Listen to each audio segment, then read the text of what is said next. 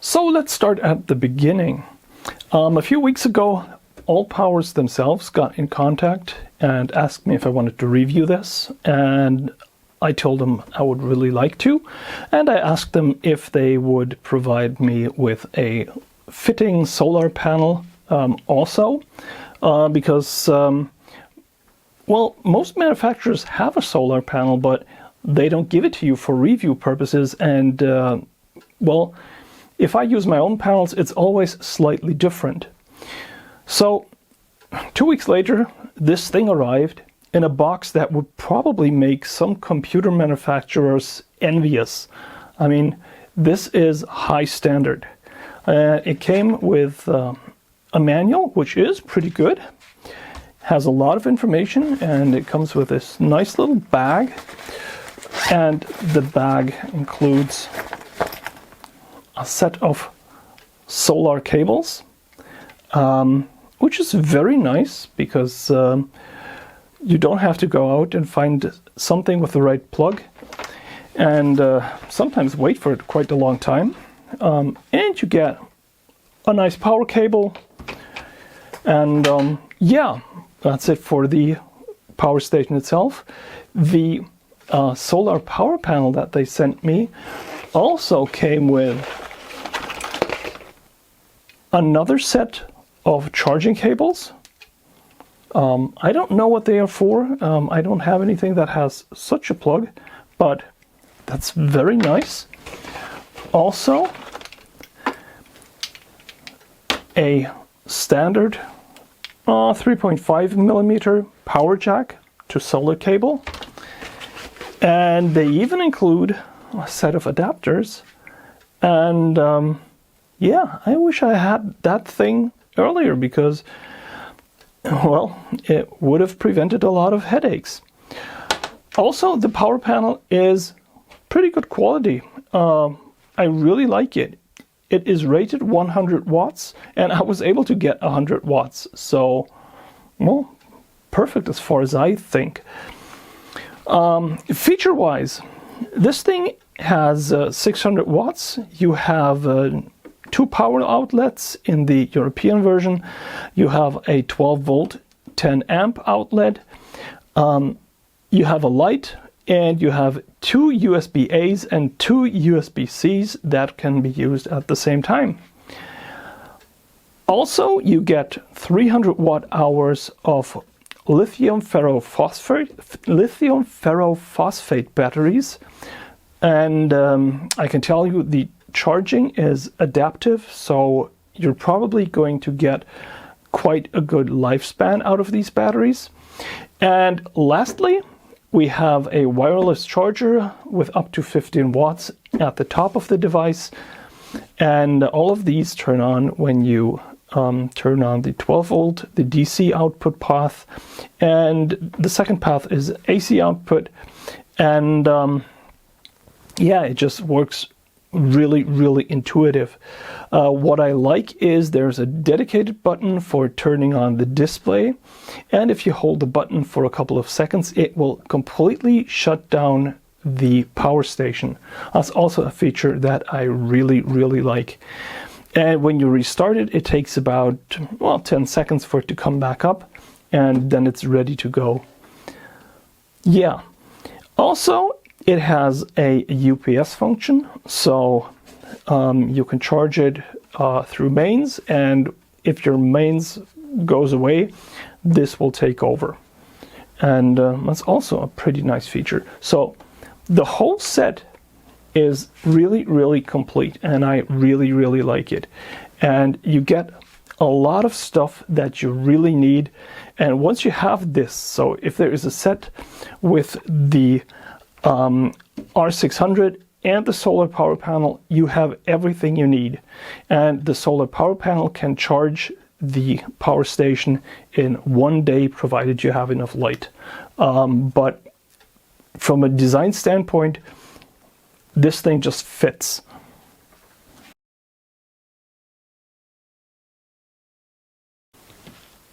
Okay, so if we turn it on,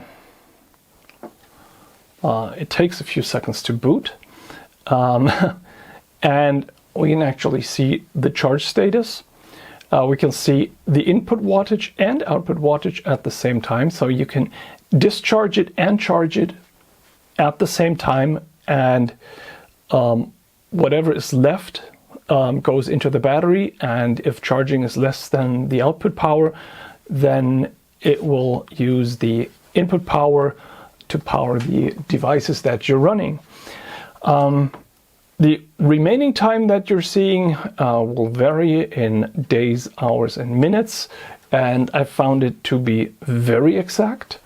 The input and output wattage, however, has a little bit of an error, because I think they are always calculating it with the nominal voltage of the battery, but that is perfectly fine, and the margin of error is pretty small. The light is ample bright. It only has one mode, I think. Yep, but I think that's okay. It doesn't need to flash for me, it doesn't need to do SOS. If it turns on, I like it. Like I said earlier, the 12 volt outlet is limited to 10 amps. I wish they had 15.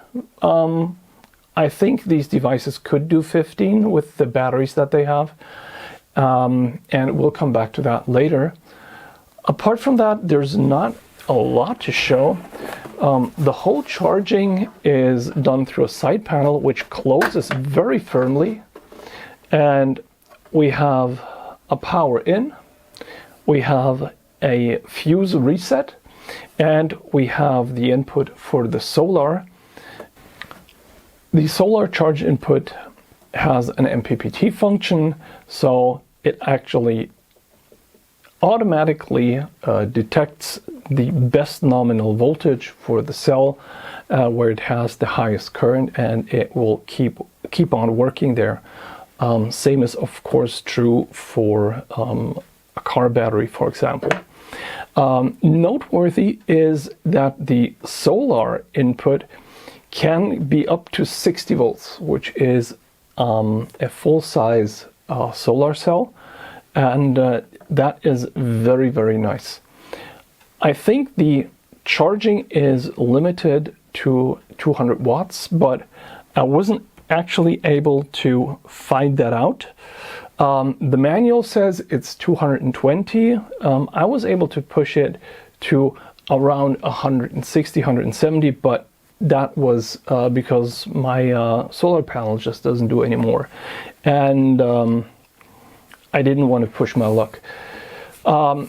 Also, there's a fan inside, and the fan will turn on either when it's charging or when it's discharging. The fan is speed controlled. It is not very loud, but in an absolutely quiet room, you may be able to notice it. But that's fine. I'd rather have a fan and be sure that this thing is being kept cool, instead of having it be absolutely super quiet and get too hot.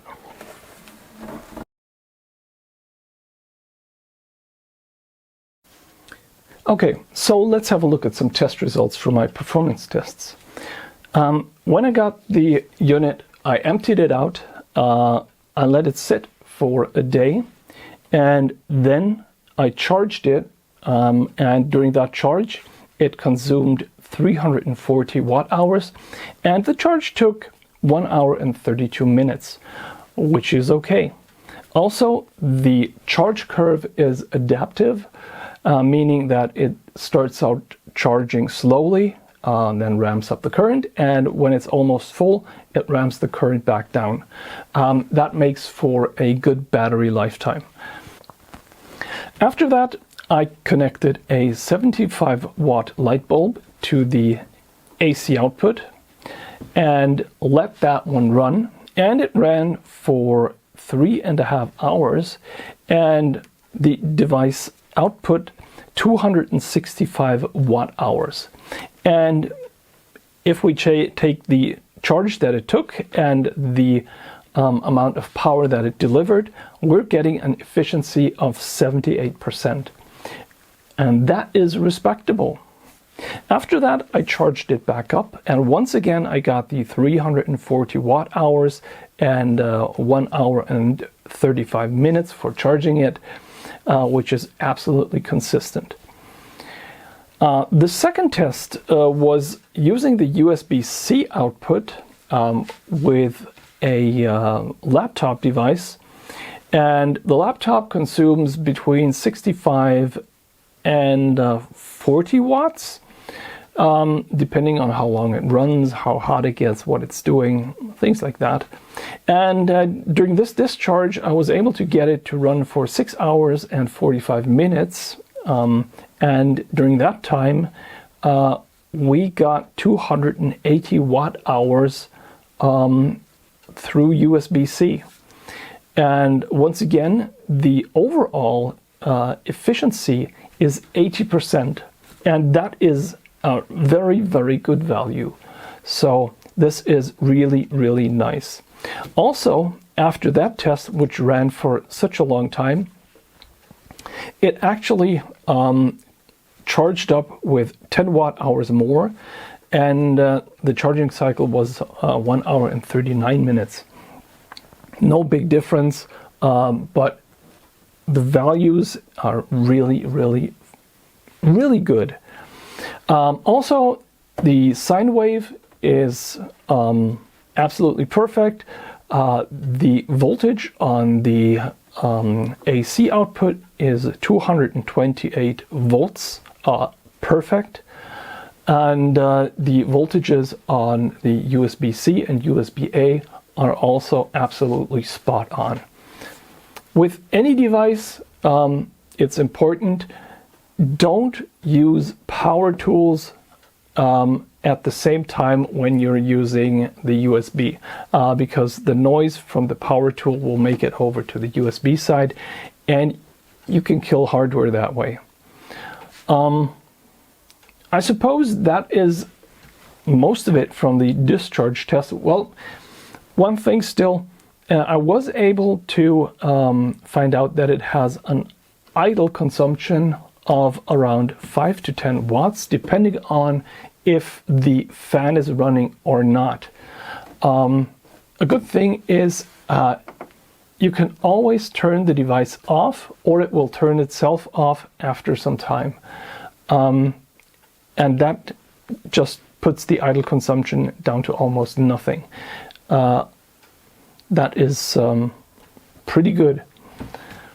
Now, after I had it discharged, I took it outside and I did the tests with the solar cells, and there was actually nothing to report from there. It just works. I was getting the wattages that I was expecting from the panels that I was using. When I was using the ALLPOWERS panel, I was getting between 70 and 100 watts, and then it got a little overcast, but I was still getting around 60 to 75 watts. And when I used my 150 watt panel, it was just the same. The wonderful thing is the input voltage for this device has such a wide range that you can use almost any solar panel, like between 12 and 60 volts. That is a really, really good feature on this.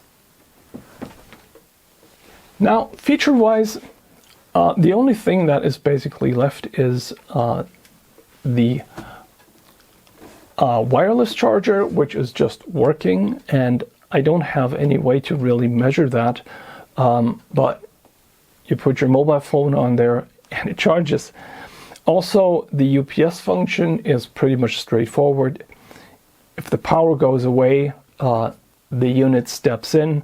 If the power comes back, the unit deactivates and charges up again.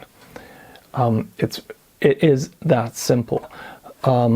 Same thing goes for when you have solar connected. It will combine the two charging sources up to the point where it reaches the charging maximum. That is all working really, really fine.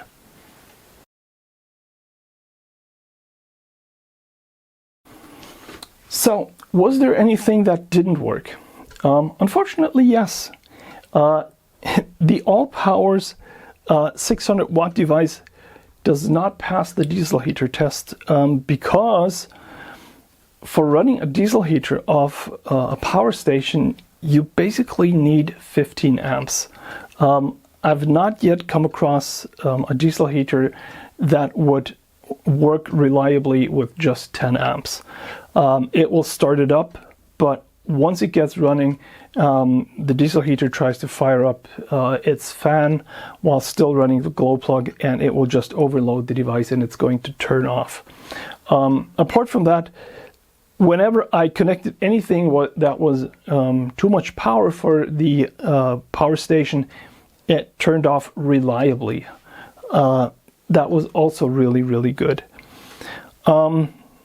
Lastly, I would love to have one more test, which is running a low power AC from one of these devices, but the only low power AC that I have to hand right now is a 600 watt unit, and so far I haven't found a power station which is able to get the compressor in one of those running because it just takes too much power.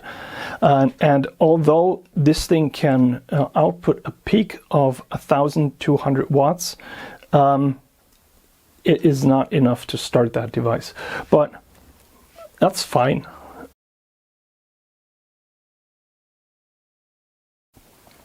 This is a really capable device and I can really recommend it.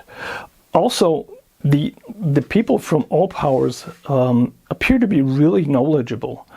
When I asked for the solar panel, their answer wasn't, sorry, we can't do that. Their answer was, yes, of course, because it makes a lot more sense to test these things together. They are really friendly. They know what they're talking about. And as far as I can tell, this thing is built really, really solid. So, yeah.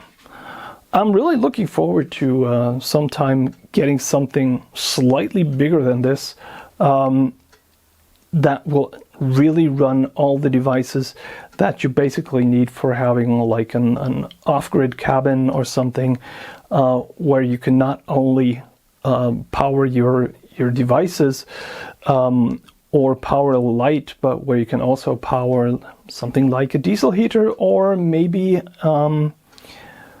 I don't know, maybe an AC in the summer. Although it wouldn't run it for a long time, it would probably still make a difference. So I'm looking forward to devices coming out that are slightly larger in capacity and also have a slightly higher output power. I think they're between the existing devices, there's still a space that hasn't been covered yet, but we'll see.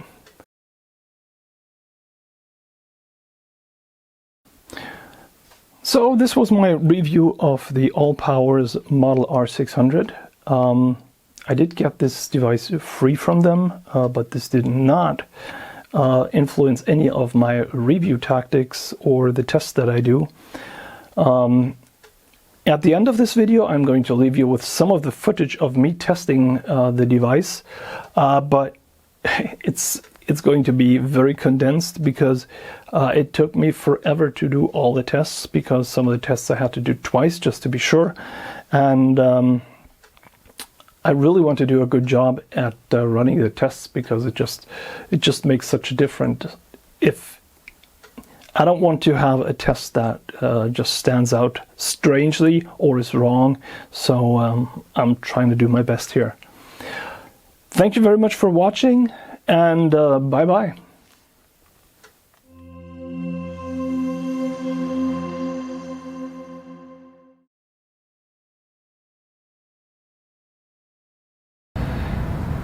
So this is the solar panel that Allpowers sent me together with the power station, and it's quite amazing. I really like it.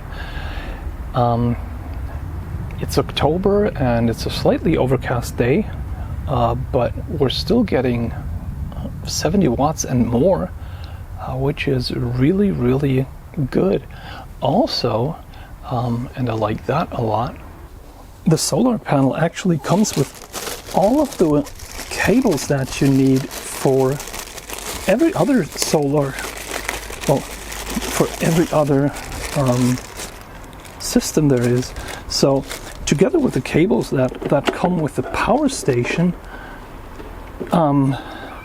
which is currently charging at, I don't know if you can see that, 68 watts. The display is kind of hard to read at times.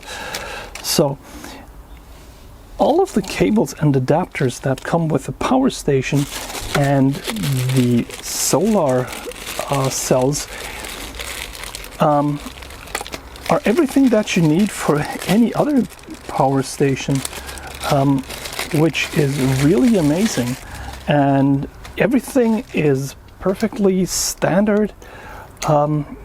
This is very reusable, and I like that a lot. Also, the solar module is light, easy to carry, and it's just a great set. Now, the power station and the solar module is actually pretty well matched. The power station holds 300 watt hours, the solar modules are 100 watts. So over the course of a day, even in October or so, or on a slightly overcast day in summer, you should be able to get a full charge of the power station, no problem. So I think the set is pretty well matched, and kudos to Allpowers. This is a really great combination. Well, even if I'm right now only doing a review on the power station, I think the set together with the 100 watt solar panel is a really, really great combination. So, last thing to note maybe is we have the connection here. The solar module is 18 volts with about 20 volts open circuit voltage, and right now we are pulling about, let's see, about 2 amps, 2.5 amps, and like I said, it's slightly cloudy, a bit overcast, so that is quite good. Also, and very noteworthy, is the solar input here is rated up to 60 volts, so you can actually attach a much larger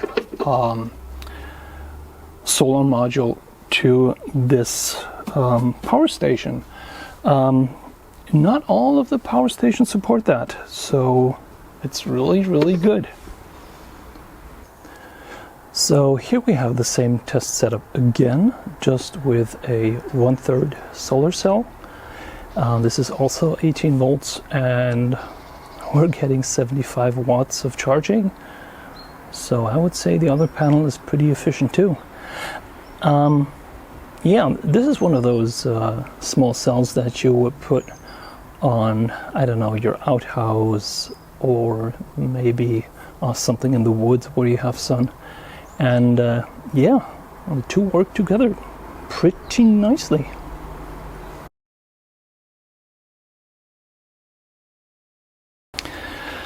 And so for the last and most grueling test, we will see if the little power supply here can power the diesel heater. Will it provide light and warm? We'll just have to see.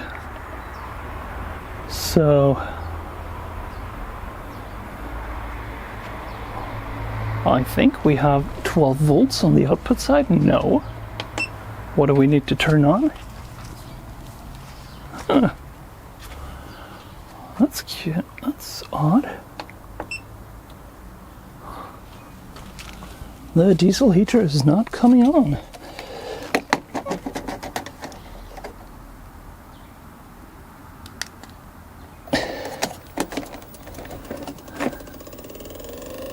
Yes, it is. So,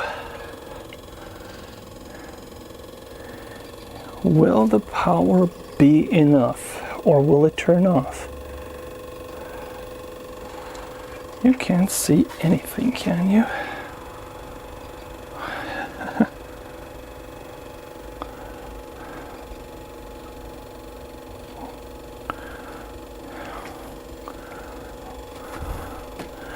The contrast of the display is not great. So, we are still going strong. The diesel heater is starting up, and everything does look fine. So here we have the diesel heater,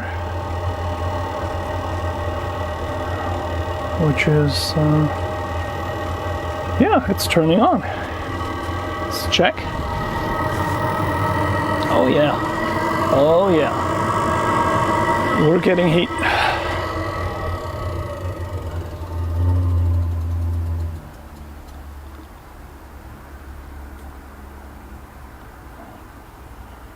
And it turned off.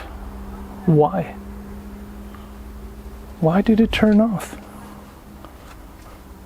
Oh, well, maybe it's not working. Let's try again.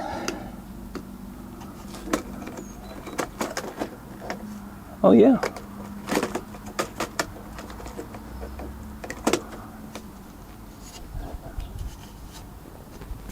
It's off.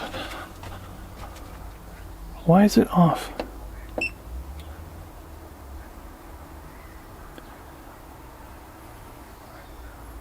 Well, we did get a little bit of smoke, but not enough. Let's try again.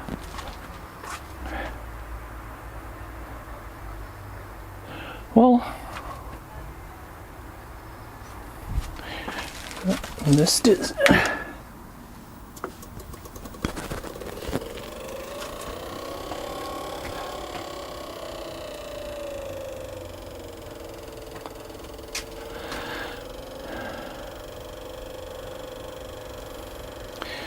so I don't actually know what happened. There was no error, it was just that apparently the 12 volt part just switched off, which is very curious. All the other power banks where I tried this, they didn't have that problem. And the diesel heater sure didn't enjoy that. So I think that is a no. What we can see though is that we get pretty big power spikes here. And I think we were just overloading the output.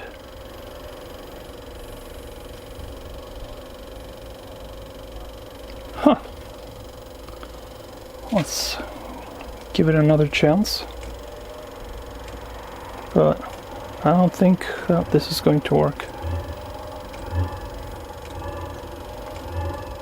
So it does have enough oomph to start the diesel heater up, but once the fan ramps up, I think we're sending it into overload. Ah, so close. Let's see if we make it on the second try, but it's already stinking up the place really bad.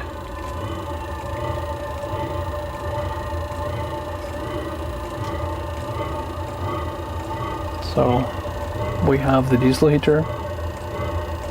And you can probably hear it chugging. So it is trying.